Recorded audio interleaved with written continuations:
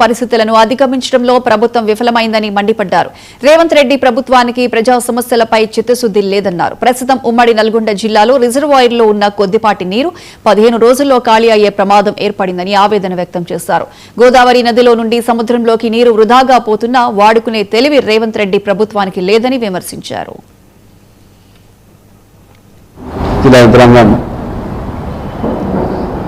చాలా హడావుడిగా అత్యవసర సమావేశం అని చెప్పి ఏర్పాటు చేస్తే నిధులు కావచ్చు, ప్రభుత్వం రాబోయే కరువు పరిస్థితి పైన తీవ్రంగా చర్చ చేస్తుందేమో, ఏమన్నా ప్రణాళిక తయారు చేసుకొని వచ్చిందేమో, కరువు పరిస్థితుల నుంచి జిల్లా ప్రజలకి, జిల్లా రైతాంగానికి ఏమన్నా కాస్త ఊరట లభించే మాటలు చెప్తారేమో, ఏమన్నా ప్రణాళికలు ఉంటాయేమో అని అనుకున్నాం. కానీ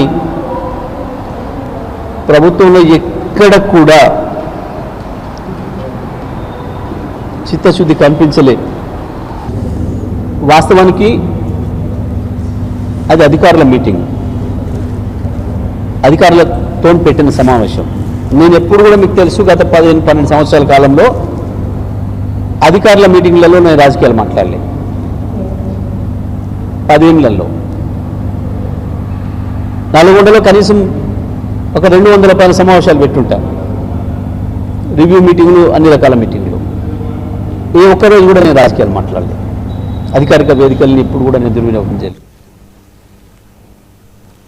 కోనసీమ జిల్లా